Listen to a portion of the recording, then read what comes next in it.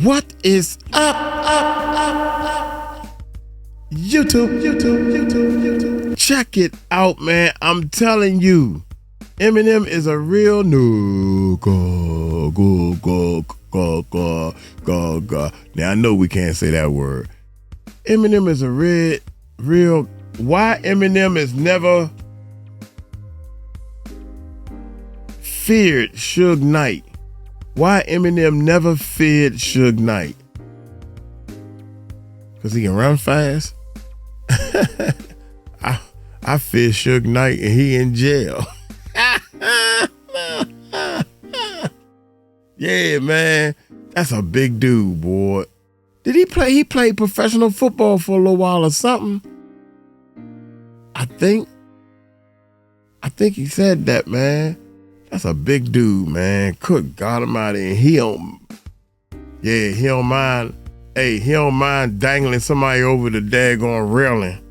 Y'all hit that subscribe button, hit that bell. I've been dying to do this one right here. Shout out to my partner, Tahir, because I know he's a big Eminem fan. So let's check this bad boy. Yeah. Suge Knight, a name that could send chills down the spine of anyone in the hip-hop world. Facts. They was not scared of Suge Knight. They was terrified. Suge didn't just intimidate, he dominated. Known for using fear, violence, and straight-up cruelty, Suge built his empire by any means necessary. Whether it was beating people senseless, forcing them to drink urine, or as legend had it, hanging them off balconies just to squeeze out a signature, his methods were as ruthless as they come. That nigga Suge Knight was a cold gangster. Yo, Rob. Suge was the boogeyman of the music industry, but one person didn't give a damn about who he was or what he did. Slim Shady. Eminem wasn't intimidated by Suge or anyone else. When threats came, Eminem stood his ground. He said, hey man, Suge sent him a message. I was like, oh shit. Still, M wasn't rattled. This is when I knew Eminem was real. He's like, okay, man. This is when I knew. I'm like, damn, Eminem is a real nigga. These niggas. Because here's the thing about Eminem. He's from Detroit. He's been through it all. He's from Detroit. He's from Detroit, man. He's from 8 Mile, bro. Suge Knight may have been the most feared man in hip-hop, but M, he was ready for anything. So yeah, of course, M was ready to go. He was ready to go. And that fearless attitude was put to the test on one of the biggest nights in hip-hop. Well, in 1999 at the Source Awards, Suge Knight sent his henchmen, man. In 99, Eminem was making all the noise. His album, the Slim Shady LP, had just dropped, and his single, My Name Is, was on fire. He might have been a rookie in the game, but he was already turning heads so much so, he was invited to present the Best Live Performer Award to DMX at the Source Awards.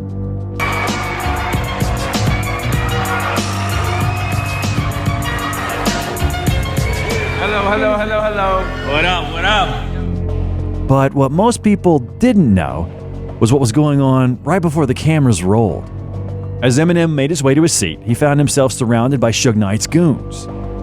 M was walking to his seat, I'm standing up to the side, and M was cut off on his way to his seat, and all these guys in red shirts surrounded him. And I'm looking at M's face, and I'm looking at these guys, I'm like, something ain't right. So I started making my way around to come up the aisle, and next thing I know, you see all these guys talking about death row, death row. I was like, death row, what does it got to do with him? He said, hey man, Suge sent him a message. I was like, oh, shit. Despite the tension, Eminem didn't lose his cool. He excused himself, went up to present the award to DMX, and then returned to his seat as if nothing happened. Where my dogs at? DMX! Why yo? However, Suge's crew wasn't done with M yet. After the event, as M and his security headed out, Suge's guys were still waiting for them outside. After that, we got out of there. We called the limo. This is where it gets f***ed up. We called the limo. Death Row is still sitting out there waiting for us. The limo's pulling off as we're coming out. Death Row's behind us. It was like, this motherfucker's trying to kill us, man. What they trying to do? What do they want? I don't understand. What do they want? Damn, M's ready to swing on someone if he has to. Yeah, man. You know, like I said, he ain't no punk. But why was Suge Knight, the CEO of one of the most legendary record labels, coming after Eminem? To understand that, you have to have a closer look at wild things that were happening at Death Row record label at that time. In the mid-1990s, Death Row was the biggest record label around. They dropped legendary albums like Dr. Dre's The Chronic, Snoop Dogg's Doggy Style, and Tupac's All Eyes on Me. Their success made them untouchable. But behind the scenes, the name Death Row started to mean something darker. The label became known for fear, intimidation, and control. And at the center of it all was Suge Knight. Suge's tactics weren't just aggressive, they were criminal. Once, he forced two rappers from the label to strip naked at gunpoint and pistol-whipped them for using the office phones without his permission. If anyone in the label stepped out of line, Suge would drag them into the storeroom and beat them senseless. Staff members would hear screams and crying through the walls, but they knew better than to get involved. They just kept their heads down, pretending nothing was going on. Soon, other artists on the label started following in Suge's footsteps. Violence and chaos became part of the Death Row culture. Dr. Dre wanted no part of it. All he cared about was making music, not getting caught up in the drama. When things got too toxic, Dr. Dre made a bold decision. Absolutely, and I'm always going to believe and bet on myself. He walked away from the label, leaving behind his royalties and earnings. For him, the music was worth more than the chaos. Well, I don't lead by money. I've never let money. Yeah, Dr. Dre rolled out. You know how people in the streets are, man. Check this out. Man, fuck that. That's my publishing, man. I'm gonna get my publishing. After what he seen and Suge Knight and his boys and Snoop, he was like, look, dude, I'm out. You can have my publishing. You can have all this stuff. I'm out. You can keep all the records and everything. I ain't here for that. I'm out. I'm gonna start my own record label, and my name is gonna carry me to my next destination. I sign whatever. You can have everything. Just leave me alone. And that's what happened. That's what happened, man. That's what he get ready to break down. For him, Watch. the music was worth more than the chaos. Well, I don't lead by money. I've never let money lead my life. Dre went on to launch his own record label, Aftermath Records, but Suge wasn't happy. Feeling betrayed, Suge wanted to make sure Dre regretted leaving Death Row. He tried everything he could to sabotage Dre's career. At first, Suge didn't need to do much, because Aftermath got off to a rocky start. Compared to Death Row's massive hits, Dre's early projects fell flat, and fans began to wonder if he'd lost his magic. And then, one cassette tape changed everything. Yeah. While digging through demos with Jimmy Iovine, Dre heard something that made him go, "What the fuck and who the fuck that?" The voice belonged to Eminem, a young rapper from Detroit struggling to make ends meet. Raised by a single mother, Eminem had faced poverty, bullying, and hardship, but those struggles fueled his fire. In Detroit's underground rap scene, Eminem worked relentlessly to prove himself. Being a white rapper in a genre dominated by black artists made his journey even harder. But his raw energy and unique lyrics made him stand out. In 1998, Dre took a gamble and signed Eminem to Aftermath. Together, they created the Slim Shady LP, the album that changed everything. It debuted at number 2 on the Billboard 200, selling 283,000 copies in its first week. The album earned Eminem a Grammy for Best Rap Album and put Dre back at the top of the music industry. The duo became one of hip-hop's most iconic partnerships. But, as with any success, not everyone was cheering them on. Suge Knight, watching from the sidelines, felt threatened. By this point, Death Row Records had changed drastically. Dr. Dre left first, Pac died. You know, all of those things kept us at number 1. The music changed. The direction changed. Tupac was gone, Suge himself was behind bars, and Snoop Dogg had become another thorn in his side. Just like Dr. Dre, Snoop wasn't interested in the East Coast versus West Coast feud. He stayed friends with people Suge considered enemies. And that didn't sit well with him. Tensions escalated quickly. Suge, furious over Snoop's defiance, even went as far as threatening to kill him. I seen my cousin Snoop, man. He was like, God, he was sad, man. You know, you could hear in his voice that, you know, I don't want to be here. Fearing for his life, Snoop decided he couldn't stay. He left Death Row, severing ties with the label. With Snoop gone, it was officially the end of an era. Suge had lost all his superstars, and the empire he built was falling apart. Meanwhile, Dr. Dre and Eminem were thriving. Their albums were topping charts, winning awards, and quickly becoming cultural icons. The Grammy goes to Mr. Controversy, Eminem. Yeah. Seeing Eminem rise alongside Dre only fueled Suge's anger. He saw their collaboration as a personal attack and made Eminem his enemy. M had inherited Dr. Dre's beef by signing with Dre. Suge then began to do everything he could to discredit both Dre and Eminem. In a 2002 interview with Howard Stern, Suge took jabs at Eminem's authenticity, questioning whether he was truly from the streets or just a white rapper playing a role. What do you think of Eminem? What do you think of white rap? If you really from the ghetto and you really doing those things you rapping about and you talking about, I can respect that. Right. If somebody else writing your rhymes, somebody else, if you telling somebody else's story, that really don't mean nothing. But Suge didn't just stop at words. He tried to intimidate Eminem physically. In 1999, Dr. Dre and Snoop Dogg planned a Death Row reunion party in Hawaii, and Eminem tagged along. It was supposed to be a laid-back trip with family, kids, and wives. But the moment they landed, things took a turn. You know, we were all going out. We were supposed to be on vacation and having a good time with our family and kids and wives, and just parlaying, man. As the plane land, they open the door up, and you got Honolulu police standing right there talking about, hey, y'all got to come with us. And it was about 20 officers, man. Say, hey, you guys got to come with us. Death Row Records is here, and they're wreaking havoc. But that wasn't all.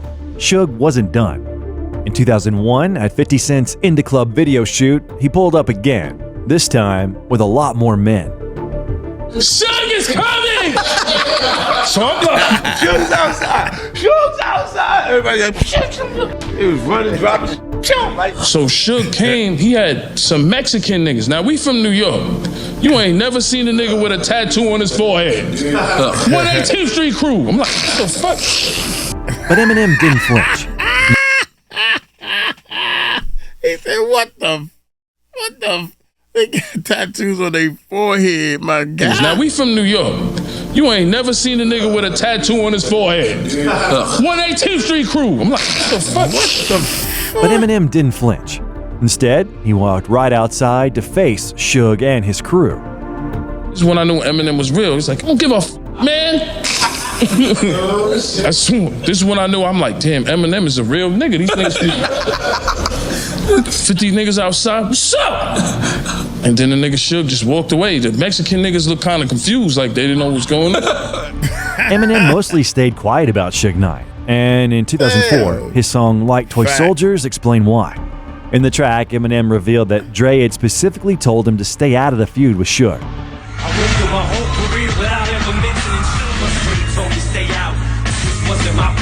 So Eminem had to stay quiet. So I did. I just fell back, watched and gritted my teeth. On a podcast titled Collect Call with Suge Knight, featuring Cat Williams, Suge took another shot at him. This time, he criticized Eminem's posthumous collaboration with Tupac. Suge said, A lot of people didn't want to do like songs with Pac, and a lot of people, some people who did with Pac, and they never. There was only one Tupac project that ever flopped before, and that's the one Eminem did on other releases. All the rest of them were successful. Now, calling an album that debuted at #1 on the Billboard 200 and went platinum a flop feels like a stretch. Fans were quick to call this out as another attempt by Suge to reignite his old beef with Eminem. But his comment also left others wondering, was there a bit of truth to what he said? In 2003, Eminem reached out to Tupac's mother, Afeni Shakur. He asked for her blessing to produce a posthumous album to honor the late rapper's legacy. She agreed, and in 2004, Eminem released Loyal to the Game. Fine, Although the album was commercially successful, its reviews were mixed. Fans of Tupac felt the album lacked his signature raw West Coast energy. Instead, they criticized it for sounding overly polished, with modern beats that didn't match Tupac's original style. To some, it felt more like an Eminem project than a true Tupac album. Eminem didn't respond, at least not directly. A few days into 2025, in what looked like an Eminem clapback, an unreleased Eminem diss track from the mid-2000s leaked, and it sent shockwaves through the hip-hop world. The track, called Smack You, was so ruthless that some fans believe releasing it back then would have put a lot more targets on Eminem's back. Others are already calling it one of the hardest diss tracks ever made. The song took direct shots at Ja Rule and Suge Knight. Eminem mocked Ja Rule's height and criticized his parenting. Then, he turned his attention to Suge Knight, accusing him of killing Tupac and Biggie. Holding Suge responsible for the deaths of the two greatest rappers to ever grace the face of this planet. The fact that Eminem would have dropped this song and faced off with the most feared man in hip-hop at the time just proves just how ready Eminem is to stand his ground anytime, any day. The next video I recommend you watch is about the beef between Dr. Dre and Suge Knight. Subscribe to the channel and see you soon. Shit. I'm clicking on that bad boy. Dude, first of all, when it come down to Eminem, man, first of all, he don't talk a lot of trash. He don't try to publicize things. He just get right on the track and handle business. He take it to the microphone like all the other rappers should be doing it. But nah, y'all want to get out Tupac. Rest in peace, Tupac. He was, after that Mike Tyson fight, look at what he was doing. Being a gangster. Trying to fight physically. Look at Kendrick Lamar and Drake. They taking it to the courts. Golly. Eminem, take it straight to the microphone. That's all I do, man, is spit. I spit, baby. That's what I do. I spit on people. Hey, man, it's a lesson learned. Look here. I'm going to get on up out of here, man. God dang. He wanted to kill me. Oh, man, I can't wait to do that one right there. Y'all take it light, take it slow. Y'all tell him Uncle Mike told you so. Peace out.